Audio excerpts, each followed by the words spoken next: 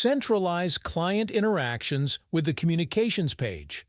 The Communications page centralizes all your client interactions, emails, chats, and SMS, in one unified workspace.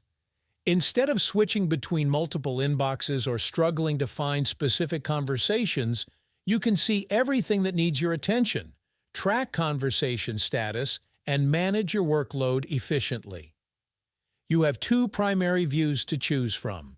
The Assign to Me view shows only threads you're directly responsible for, helping you focus on your specific workload.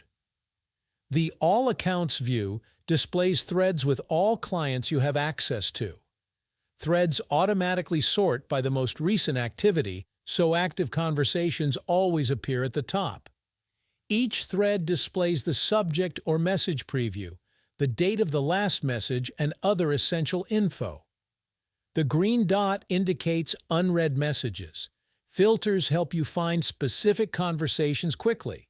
Depending on communication type, you can filter by different criteria. For example, filter by assignment status to show threads assigned to specific team members or unassigned threads that need attention.